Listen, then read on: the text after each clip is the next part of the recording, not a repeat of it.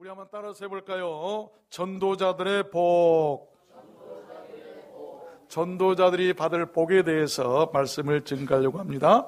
먼저 옆 사람과 인사 나누실까요? 잘 오셨습니다.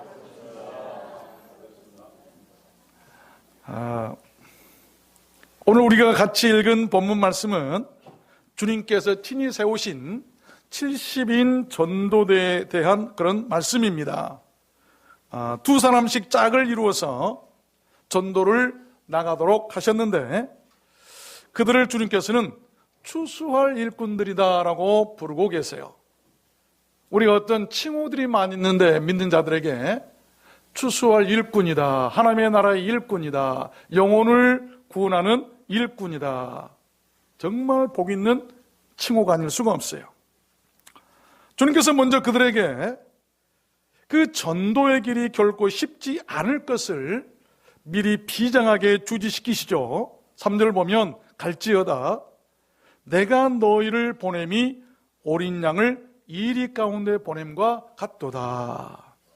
어린 양을 이리 가운데 보낸 것과 같은 것이 바로 전도예요. 전도가 쉬운 게 아닙니다. 그래서 주님께서는 그들에게 또한 복이 있을 것을 약속하셨는데 저는 오늘 그 말씀을 여러분들에게 증가하려고 그래요. 전도자들에게 있을 그 복들이 무엇인가? 전도가 그렇게 어렵기 때문에 마치 이리 가운데 양이 들어가는 것과 같기 때문에 따르는 것이 있는데 그것이 바로 복이라는 것입니다. 그 복은 남다른 복이었어요. 지난주 우리 두란노 수원교회 단톡방에 보니까 남전도 회원들께서 길거리 노방전도하는 그 모습을 찍어서 동영상에 올리셨는데 얼마나 큰 감동이었는지 모르겠어요. 전도하는 곳에 복이 있을 줄로 믿습니다. 여러분, 전도는 우리들 교회나 우리 믿는 자들에게 주어진 주님의 지상 명령임과 동시에 사명이요 의무입니다. 우리들 모두 오늘 말씀을 잘 들으셔서 하나님의 나라를 세워가고 교회를 세워가고 또한 그에 따른 상급과 복을 받아 누리는 우리 두란노 수원교회 모든 성도님들이 다 되셨으면 좋겠습니다. 여러분 모두 그렇게 되시기를 주님 이름으로 축원합니다. 그러면 전도자들에게 약속하신 그 복들이 무엇일까요? 이리 가운데 양이 들어간 것과 같이 힘들고 어려운 그 숭고하고 고귀한 그 전도에 대한 복이 무엇일까요? 첫 번째로 먼저 보니까 4절에 생활을 보장해 주십니다. 생활. 4절 보면 전대나 주머니나 신을 가지지 말며, 이 말씀은 주님께서 전도자들을 내보내시면서 맨 처음 하신 말씀이에요. 여러분, 돈주머니나 가방이나 신발 같은 것들은 여행자들에게 반드시 있어야 할 필수품들입니다. 그러나 그런 것들을 가지거나 그런 것들에 대해서 고민하거나 염려하지 말라라고 하는 것이죠. 그렇습니다. 그 말씀은 축복이에요. 우리가 무슨 일을 할 때 돈도 염려하지 말아라, 신발도 염려하지 말아라, 지팡이도 염려하지 말아라, 아무것도 염려하지 말라고 누군가가 여러분 보장해 준다고 한다면 그 얼마나 복되고 행복한 일이에요. 전도자들의 모든 생활을 책임져 주시고 보장해 주시겠다는 우리 주님의 신실하신 약속 아니겠습니까? 그렇게 주님께서는 전도자들의 쓸 것은 미리 아시고 채워주신다는 것을 여러분 믿으시기를 바랍니다. 마태복음 10장에 보니까 여행을 위하여 주머니나 두벌 옷이나 신이나 지팡이를 가지지 말라. 이는 일꾼이 저 먹을 것 받는 것이 마땅함이니라. 마땅하다. 여러분, 우리 두란노 수원교회도 이렇게 시작했어요. 아무 가진 것 없이 시작했습니다. 여러분, 그러나 일꾼된 우리 두란노 수원교회 모든 여러분들께 먹을 것을, 살아갈 앞날의 모든 것을 다 예배해 놓으신 줄로 믿습니다. 우리가 복음을 위해서 출발했기 때문이에요. 교회는 복음을 위해서 출발하는 거예요. 아침에 들으니까 아이고 목사님 4월달부터 6월달까지 여행 갑니다. 또 뭐 4월달에 한 달 동안 여행 갑니다. 여행 간다는 분이 많아요. 봄에는 여행들 많이 하시겠죠. 그럴 때는 뭐 가방을 준비하고 캐리어 뭐 무슨 뭘 준비하고 옷을 준비하고 화장품 준비하고 할 거예요. 그러나 여러분, 복음에 대한 여행은 하나님께서 책임지심을 믿으시길 바랍니다. 평양에서 이용복이라는 여자가 태어났어요. 그런데 이 여자가 17살에 결혼해서 34살에 남편이 죽습니다. 얼마나 안타깝습니까? 1890년대 초에 그래서 선교사님들에 의해서 전도가 되었는데 그때부터 예수를 믿기 시작했어요. 그 시댁이 양반댁이라 온갖 핍박이 가해졌답니다. 1898년 7월 15일 그가 세례를 어렵게 받게 되었는데 그 시댁의 어른들이 이 가문을 먹칠했다고 밥그릇 몇 개와 숟가락 하나 그리고 옷 몇 벌만 주면서 길거리로 새벽에 내쫓았다고 그래요. 아무도 보지 않을 때. 1929년에 어느 추운 날 갈 곳이 없어서 평양여자신학교에 들어가서 그곳에 가서 일을 하면서 간신히 밥을 얻어먹으면서 살았어요. 그러나 그가 그 신학교에서 밥을 얻어먹으면서 사명을 받습니다. 그래서 내가 주를 위해서 나도 복음을 전할 텐데 55세에 이르러서 그때서야 한글을 배우기 시작했어요. 그리고 4년 동안 성경을 공부했는데 그리고 전도 부인으로 나섰는데 지금 같으면 전도사죠. 대동강 안에 70여리 안에 20여 개의 교회를 세웠다고 합니다. 그녀는 주의 사명을 다하고 75세의 나이로 주님의 부름을 받게 되었는데 그가 죽어서 장례식을 할 때 그 어느 고관들보다도 많은 사람들이 몰려들어서 애도했다고 그래요. 복음을 위해서 쫓겨난 그의 삶을 하나님께서 일생 동안 책임져 주셨고 그의 마지막을 아름답게 하셨는데 거룩한 일을 하게 하셨고 높여주셨고 그의 생을 보장해 주신 것 아니겠어요? 저희 가정은 미안합니다. 자랑이 아니에요. 증조부 때부터 맨 처음 외국 선교사님들께서 오셨을 때부터 예수를 믿기 시작했어요. 당시 시골에서 치주였기 때문에 부자였기 때문에 치주를 선교했는데 우리 증조부 할아버지께서 바로 그렇게 예수를 믿으셨다고 그래요. 그래서 사시던 집을 교회로 바쳤다고 그래요. 그리고 할아버지께서 장로님이 되셨는데 그 할아버지께서 구척교회라고 그래요. 시골에 9개 교회를 세우셨어요. 그리고 돌아가셨는데 얼마나 많은 사람들이 오셨냐면 그때 우리 동네에 당시 공화당의 국회의원이 계셨어요. 옛날이죠. 근데 그분 아버님이 돌아가셨는데 우리 할아버지가 돌아가시니까 국회의원 아버지가 돌아가실 때보다 사람들이 더 많이 왔어요. 그래서 사람들이 놀랬다고 하는 것 아니겠습니까? 도대체 저 사람이 누군데? 웬 사람들이 이렇게 왔는지 시골에 그냥 하얀 옷을 입은 사람들이 어마어마하게 몰려왔다고 하는 그런 일 아니겠습니까? 여러분, 우리가 주를 위해서 헌신하게 되면 복음을 전하고 주의를 하게 되면요 하나님께서 마지막을 아름답게 하세요. 이 땅에서도 그렇지만 하나님 앞에 갔을 때 하나님께서 얼마나 반갑게 맞이해 주시겠어요. 복이에요. 빌립보서 4장에 보니까 바울 사도가 이렇게 고백하죠. 내게는 모든 것이 있고 또 풍부한지라 나의 하나님이 그리스도 예수 안에서 영광 가운데 그 풍성한 대로 너희 모든 쓸 것을 채우시리라. 전도한 자들에게는 풍성하게 하나님께서 채우신다는 것이죠. 우리가 전도에 관심이었기 때문에 하나님의 복음에 대한 열정이었기 때문에 늘 가난하게 살 수밖에 없어요. 여러분, 전도에 관심을 두시길 바랍니다. 전도는 주님을 기쁘시게 해드리는 일뿐만이 아니라 또한 그에 따른 보상으로 우리 주님의 특별한 도우심을 받게 되는 길이기도 합니다. 우리 주님께서는 전도자들의 삶을 그렇게 도우시고 보장하신다는 것을 여러분 오늘 믿으시길 바랍니다. 두 번째입니다. 전도자들에게 약속하신 그 복들이 무엇일까요? 두 번째는 축복권을 얻게 하십니다. 축복권. 오늘 5절 말씀해 보니까 너희 집에 어느 집에 들어가든지 먼저 말하되 Peace to this house, 이 집이 평안할지어다 하라. 만일 평안을 받을 사람이 거기 있으면 너희 빈 평안이 그에게 머물 것이요. 놀라운 말씀입니다. 그렇습니다. 주님께서는 전도자들에게 또한 그렇게 축복권을 주신 거예요. 어느 집에 들어가든지 그 집에 들어가서 그 집을 위해서 평안을 빌면 그 집에 평안이 축복이 되어서 머물러 있도록 해주시겠다라고 하는 그런 말씀이에요. 전도자가 하는 말에 대해서, 전도자가 축복하는 그것에 대해서 하나님께서 책임져 주시겠다고 하는 그 약속의 말씀 아니겠습니까? 어느 목사님이 미국에 유학을 가서 너무나 가난하니까 새벽에 신문을 돌리면서 돈을 벌어서 공부를 하셨답니다.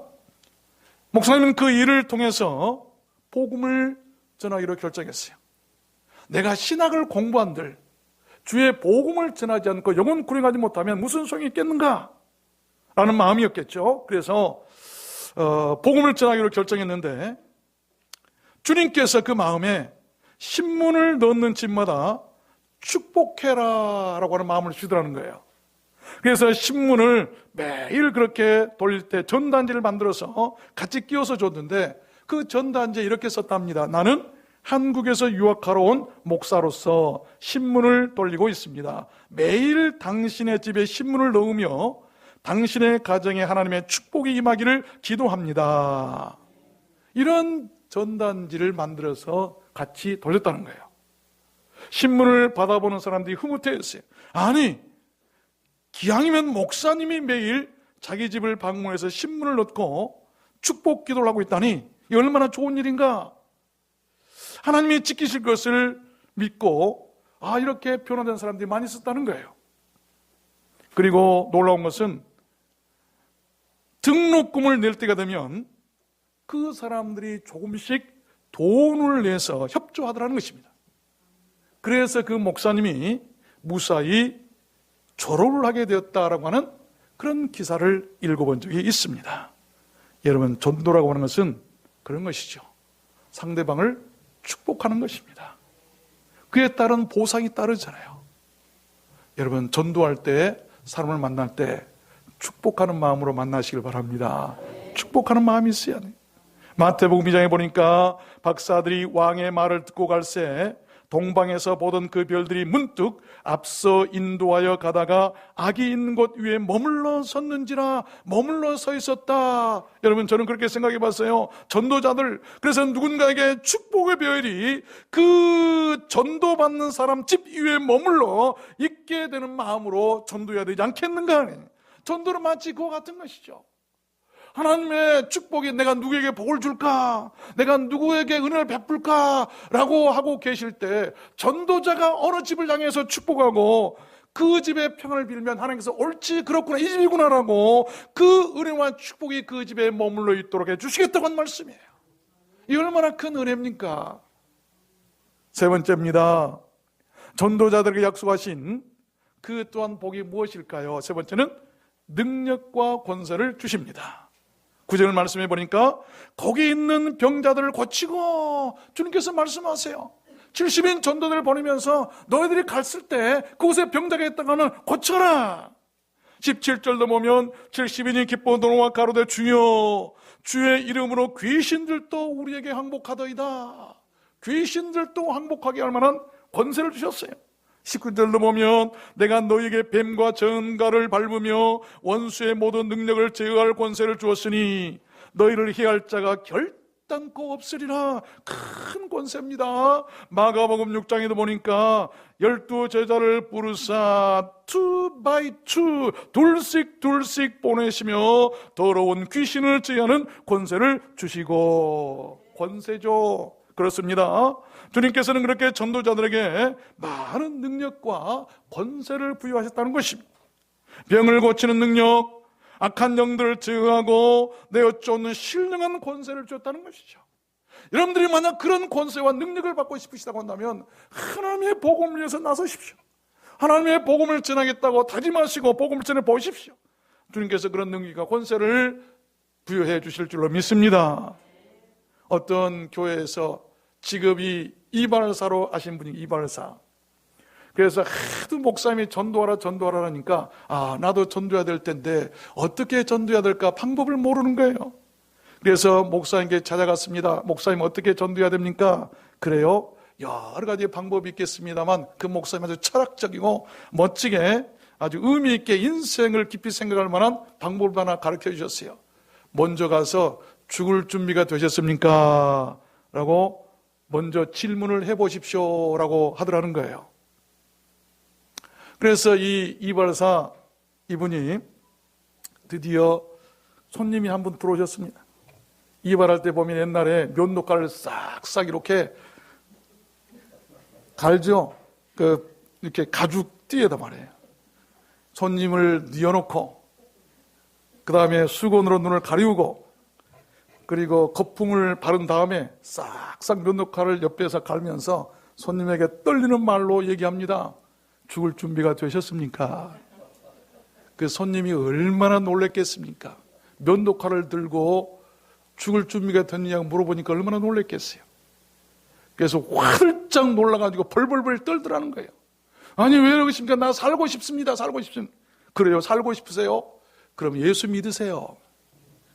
그래가지고 그분이 예수 믿었다는 것 아니겠습니까? 전도는 희한하게 되는 거예요. 여러분, 어떤 전도왕의 10계명을 한번 읽어봤어요. 첫 번째가 뭐냐면 기도로 시작해서 기도로 끝내라. 두 번째, 사람들을 두려워하지 마라. 세 번째는 외모를 깨끗하고 단정하게 하라. 네 번째는 상대방이 냉담하고 거칠게 반응해도 겸손과 미소로 축복하는 말을 하라. 다섯 번째는 처음부터 끝까지 성령을 의지하라. 여섯 번째는 상대방의 말을 잘 들어주고 칭찬해 주라. 일곱 번째는 간증을 하되 자기 자랑이 아닌 하나님을 자랑하라. 여덟 번째는 중도에 포기하지 말고 끝까지 만나고 방문해라. 아홉 번째는 전도 노트를 만들어서 이름과 경과를 기록하고 수시로 연락하며 기도하라. 열 번째는 날마다 시간을 정해놓고 습관적으로 그를 위해 기도하라. 여러분, 어떤 사람이 되기를 원하십니까? 전도자들이 되십시오. 주님께서는 전도자들에게 특별한 능력과 권세를 주십니다. 우리 두란노 소원교회 모든 성도님께서는 그렇게 전도를 위해서 능력과 권세를 많이 받는 성도님들이 다 되셨으면 좋겠습니다. 믿습니까? 네 번째입니다. 전도자들에게 약속하신 그 복이 무엇일까? 네 번째는 이름이 하늘에 기록되는 복이에요. 놀랍죠? 20절 말씀해 보니까 주님께서 70인 전도들에게 이렇게 말씀하십니다. 그러나 귀신들이 너에게 항복하는 것을 기뻐하지 말고 Your names, 너희의 이름들이 in heaven, 하늘에 기록된 것으로 기뻐하라 하시니라. 우리의 이름이 하늘에 기록된 것으로 기뻐해라. 이 70인 전도대원들아 라고 하신 축복의 말씀이에요. 그렇습니다. 이 말씀은 전도자들에게 약속하신 최고의 상급이요 복된 말씀이 아닐 수가 없어요. 그 상급과 복은 귀신을 항복시키는 자랑거리보다 더 큰 복이에요. 내가 예수님으로 나가서 죽은 자를 살리고 병든 자를 기도해서 고치고 이런 그런 큰 기쁨이나 자랑보다도요 더 크고 기쁜 감사는 우리 이름이 하늘나라에 기록됐다는 기쁨이에요. 이것을 알아라. 이것을 알아라. 여러분들께서는 무엇을 자랑하고 무엇을 기뻐하십니까? 만약에 어떤 분이 내가 병자를 고쳤고 내가 귀신을 쫓아냈고 이런 사람들 물론 중요할 거예요. 그렇게 하시겠다고 말씀하셨으니까. 그러나 그것보다도 내가 주께 헌신하고 전도하고 많은 사람 영혼을 구령해서 나는 내 이름이 하늘나라 생명책에 기록된 줄로 믿습니다라고 한다고 한다면 그분을 따르십시오. 그분이 진짜 지도자예요. 유명한 부흥사요 전도였던 우리가 잘 아는 D.L. 무디가 임종할 때였습니다. 많은 사람들이 그가 죽는다고 그러니까 둘러서서 지켜보고 있었습니다. 그가 한번 전도 집회를 하면 수십만 명씩 모여서 왕성하게 복음이 증거됐던 그런 일들이 많았어요. 그때 무디는 하늘을 보며 감격에 찬 음성으로 이렇게 외쳤답니다. Behold, this is glorious. 보아라, 이것은 영광스러운 일이로다. 땅이 물러가고 하늘이 임하는구나. God is calling me now. 하나님이 지금 나를 부르고 계신다. 그러면서 주변에 둘러있는 사람들에게 이렇게 당부했답니다. 여러분, 내일 아침 조간신문에 무디가 죽었다는 기사가 날지도 모르겠습니다. 그러나 슬퍼하지 마십시오. 무디는 결코 죽지 않았습니다. 여러분이 보시는 앞에서 나는 이렇게 하늘로 올라가고 있지 않습니까? 그는 어떤 환희와 확신에 찬 모습으로 임종을 했다고 합니다.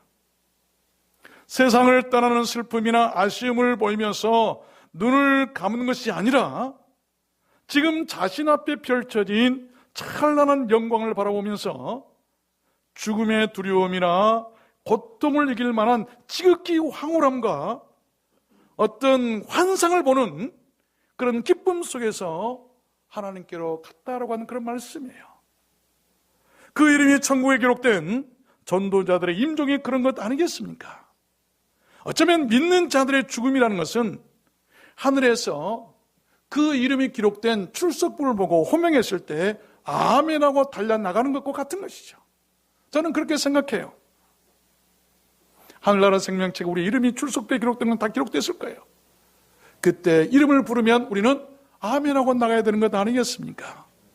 여러분, 저는 무디의 이 마지막 임종 이 기사를 읽어보고 그렇구나. 하나님께서 우리 사랑을 입은 자들은 마지막 때 얼마나 죽음이 두렵습니까? 아이고, 내가 죽으면 지옥 갈까? 천국 갈 수 있을까? 어떻게 될까? 그럴 때 천국의 환상을 보여주시는 거예요. 하나님의 나라의 환상을 보여주시는 거예요. 은혜예요. 그러면 죽음 이길 수 있어요. 고통, 두려움 이길 수 있어요. 하늘의 찬란한 영광을 보여주시는 거예요. 그 어떤 사람인 거였더니 그렇게 전도하는 사람들의 임종을 하나님께서 복되게 해주시겠다고 하는 그런 말씀 아니겠습니까?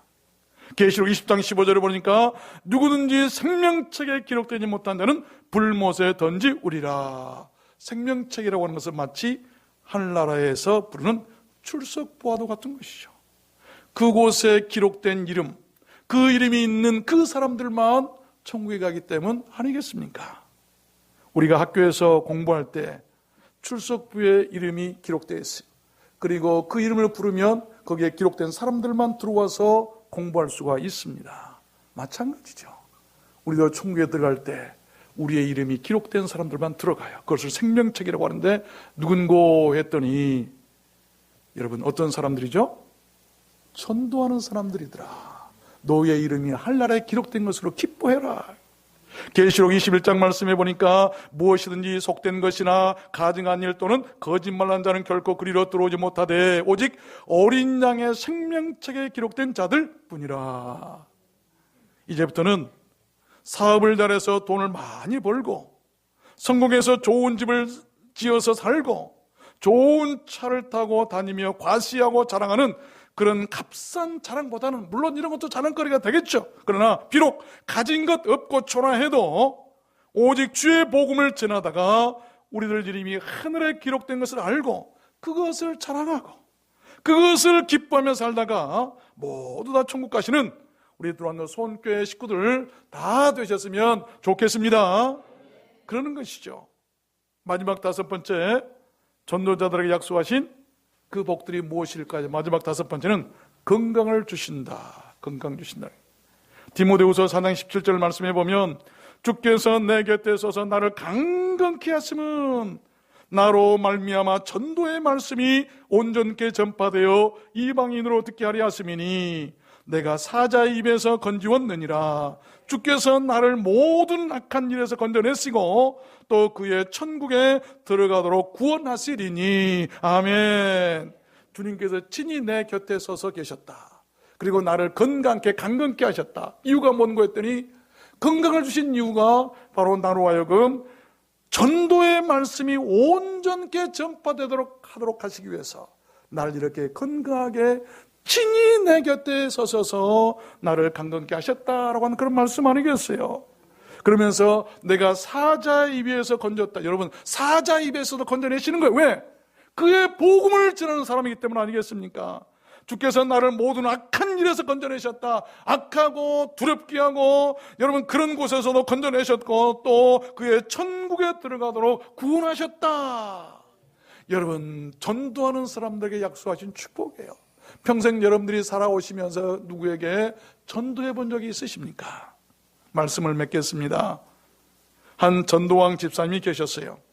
어느 날 전도를 하다가 어떤 청년을 만났습니다. 청년, 예수 믿고 구원 받으세요. 예수 믿고 구원을 받아야 천국에 갈 수 있어요. 그러자 청년은 비웃으며, 왜 내가 구원을 받냐? 반말로, 기왕이면 10원을 받지. 주려면 10원을 주지 왜 구원이냐? 그리고는 발로 세차게 그 여자를 걷어차더래요. 그 집사님 그 자리에서 길바닥에 나뒹굴고 말았어요. 집에 돌아와 믿지 않는 남편이 알까 봐서 아프다는 말도 못하고 기도만 했답니다. 밤새 서러워서 우는데 그때 주님의 음성이 들려오더래요. 네가 오늘 나 때문에 고난을 받았구나. 사랑하는 딸아, 내가 너를 사랑한다. 그 집사님은 펑펑 눈물이 났어요. 그리고 일주일이 지난 어느 날 한 통의 낯선 전화가 걸려왔답니다. 나는 김아무개라는 사람입니다. 내가 바로 한 주 전에 당신에게 욕을 하고 발로 걷어찬 사람입니다. 나 예수 믿겠습니다. 한 주간 동안 잠을 한숨도 못 잤습니다. 그러니까 집사님이 아니 왜요? 그랬더니 눈만 감으면 지옥이 보여서 고통스러워서 죽겠습니다. 제발 나를 좀 교회 좀 데려가서 이 지옥이 좀 안 보이게 해주세요. 그래서 그 청년은 예수 믿고 가족 전체를 구원했다는 것 아니겠습니까? 주일날 어떤 목사님께 다급한 전화가 걸려왔어요. 알고 보니까 주일날이면 가끔씩 예배를 빼먹고 목사님을 힘들게 하는 그 사람이었답니다. 그날도 주일날인데 주일날 놀러 가다가 고속도로에서 대형 사고가 난 것이었어요. 그래서 목사님이 급히 신방을 갔습니다. 예배를 마치고 신방을 갔는데 많은 사람이 죽었는데 그 사람은 은혜로 죽질 않고 붕대에 칭칭 감겨서 침대에 누워있더랍니다. 목사님 그에게 잠언 27장 1절의 말씀을 전해주었어요. 너는 내일 일을 자랑하지 말라. 하루 동안에 무슨 일이 날는지 네가 알 수 없느니라. 이 말을 전했더니 그 사람은 눈물을 쭉쭉 흘리면서 이렇게 말하더랍니다. 목사님 알겠습니다. 죄송합니다. 염려하지 마세요. 그동안 하나님이 나를 너무 오래 참아주셨습니다. 깨달은 거죠. 하나님이 너무나 오래 참으시다가 이제야 매를 드셨구나. 그래서 전도라는 것은 그렇게 믿음이 없는 자에게도 다시 하는 거예요. 교회 다닌 사람에게도 여러분 자식들이 교회 다니십니까? 믿음이 없으면 다시 전도하세요. 바울 사도가 로마 교회에 뭐라고 얘기합니까? 너희들이 다시 복음을 드려야 되겠다. 내가 지난날 복음을 그렇게 가르쳤는데도 말씀대로 살지 않고 행함이 없으니 내가 너에게 다시 복음을 전해야 되겠다. 믿음이 없는 자들에게 다시 복음을 전하는 것이 전도예요. 꼭 안 믿는 사람에게만 전도를 하지 마세요. 어떤 나라에 억울하게 갇힌 죄수가 사형을 당하게 되었습니다. 그런데 그 사형이 집행될 예정인 날에 그가 죄가 없음이 알려져서 급히 사람을 보내어서 사형을 중지하라는 왕의 명령이 내려졌어요. 그래서 한 병사가 왕의 명을 받들어서 급히 달려가게 됐는데 중간쯤 가다가 좀 쉬었다 가도 되겠지 하고 잠시 나무꾼을 밑에서 쉰다는 것이 그만 깜빡 잠에 들고 말았어요. 일어나 보니까 해가 지기 시작했습니다. 해가 지는 시각이 바로 사형이 집행되는 시간이었거든요. 깜짝 놀란 이 병사는 죽어라 달려갔지만 이미 해가 지고 사형이 집행된 뒤였습니다. 그 기막힌 일에 그 병사는 어쩔 줄 몰라 하면서 큰 양심의 고통과 괴로움에 휩싸였습니다. 아마 평생을 편히 살지 못했을 것입니다. 그 억울하게 죽은 사람의 핏값을 여러분 어디에서 누구에게 찾아야 할까요? 만약 그 억울한 사형수가 여러분 자식이나 여러분 부모나 여러분 형제들이라면 여러분 어떤 마음이 들겠습니까? 전도하지 않는 것은 영적 살인이라고 하는 것이죠. 여러분 자식들에게 전도하지 않는 것은 자식을 죽이는 영적인 살인, 영적인 살인이에요. 살인. 다니엘서 12장 말씀 보면 많은 사람을 옳은 대로 돌아오게 한 자는 별과 같이 영원토록 뒤추리라 상이 있어요. 로마서 10장 15절 말씀 보면 아름답도다 좋은 소식을 전하는 자들의 발이여, how great, how beautiful, 얼마나 아름다운가. good news, 좋은 소식을 전하는 자들의 발이여. 시입니다, 시. how beautiful, 얼마나 아름다운가. 여러분, 얼마나 그 모습이 아름다웠으면 찬양을 하듯이 이 말씀을 기록했겠습니까? 여러분, 전도자들에게는 복이 있습니다. 믿습니까? 생활을 보장해 주시는 복입니다. 축복권의 복입니다. 능력과 권세를 얻게 하는 복입니다. 그 이름들이 하늘에 기록되는 복이에요. 건강을 주십니다. 악한 일이나 사자의 입과 같은 위험에서 건져주십니다. 천국 가도록 주시겠다고 오늘 분명히 약속하셨어요. 그렇습니다. 전도자들에게는 그런 복이 약속되어 있어요. 그날 우리 주님 그 화려한 어린 양의 혼인잔치에도 모두 청함을 받게 될 줄로 믿습니다. 마태복음 5장 14절 보면 너희는 세상의 빛이라 너희 빛을 사람에게 비치게 하여 저희로 너희 착한 행실을 보고 하늘에 계신 너희 아버지께 영광을 돌리게 하라. 여러분, 그럼 어떻게 전도해야 될까요? 이 말씀입니다. 이 말씀. 최상의 전도 방법은 다른 거 아니에요. 바로 내 착한 행실이에요. 누군가에게 내 생활이 감동을 줄 수 있어야 합니다. 그것을 관계 전도라고 하죠. 그럴 때 그 사람에게 전도의 문이 열리게 된다는 것입니다. 여러분께서는 사람과 사람들 사이에 어떤 관계를 유지하고 계십니까? 어떤 관계들을 유지하고 있는가를 오늘 좀 우리가 돌아봤으면 좋겠어요. 부모가 자식에게 아무리 전도를 해도 교회 가자고 해도 꿈쩍도 안 합니다. 왜? 부모와 자식 간의 관계 설정이 잘못됐어요. 뭔가 문제가 있어요. 부부 간에도 마찬가지입니다. 친구 간에도 마찬가지고요. 형제 간에도 마찬가지예요. 너희 착한 행실을 보고 하늘에 계신 너희 아버지께 영광을 돌리게 하라. 내가 착하게 살면, 믿음대로 잘 살면 자식들이 보고 형제들이 보고 이웃 동네 사람들이 보고 하나님께 영광을 돌리며 그 사람 말에 따라 다 전도에 따라 나오게 될 것이라고 하는 그런 말씀 아니겠습니까? 너희의 착한 행실에, 우리가 행실을 착하지 못하기 때문에 전도가 안 된다는 것 아니겠어요? 우리 두란노 소원교회 모든 성도님께서는 모두 하나님의 나라를 위해서 그렇게 행복한 전도자들이 되셨으면 좋겠습니다. 잎만 무성한 무화과 나무가 아니라 단 하나의 열매라도 맺는 그런 행복한 나무들이 되셨으면 좋겠습니다. 어느 날 주님께서 제자들과 함께 길을 가시다가 시장하셨어요. 배가 고프셨어요. 그래서 길가에 있는 한 나무에게 다가가셨습니다. 열매를 있나 찾아보셨지만 잎만 무성하고 열매는 하나도 없었어요. 그때 주님께서는 그 무화과 나무를 책망하셨습니다. 그러자 그 나무가 즉시 말라 죽었고 사람들 앞에 부끄러움을 당하게 됐던 그 기사가 성경에 기록되어 있는 거 우리는 너무나 잘 알고 있지 않습니까? 여러분, 어쩌면 우리 주님께서는 지금도 우리들 전도의 열매를 기다리시면서 시장이 하고 계신지도 모르겠어요. 저는 매 말씀을 증거할 때마다 저에게 먼저 주님께 주신 말씀이 있다고 그랬죠. 이 말씀이에요. 내가 죄를 잘못해서 우리 주님이 지금도 시장하고 계시지 않는가? 시장에 계시지는 않는가? 그 시장길을 내가 채워드려야 될 텐데 누가 주님의 그 시장길을 채워드려야 할까요? 무엇으로 채워드려야 될까요? 열매입니다. 주님께서 마지막에 부탁하면서 가신 땅끝까지 이르러서 복음을 증거해서 내 제자 삼으라고 했던 그 주님의 말씀을 쫓아 영혼 불행해서 주님의 시장길을 채워드려야 되지 않겠습니까? 그것이 말라지지 않고 살아갈 수 있는 좋은 무화과 나무 아니겠습니까? 그 시장길을 채워드리는 것은 전도의 열매를 드린다는 것임을 여러분 꼭 믿으시길 바랍니다. 주님께서는 지금도 우리들에게 전도의 열매를 찾고 계십니다. 너에게 열매가 있느냐 오셔서 물어보시면 여러분 뭐라고 대답하시겠습니까? 우리 전도했으면 좋겠습니다. 그래서 우리 주님을 기쁘시게 드릴 뿐만이 아니라 주님 약속하신 그 모든 축복에 다 행복하게 참여하시는 여러분 모두 되시기를 주님의 이름으로 축원합니다. 축원합니다. 우리 찬양하도록 할까요?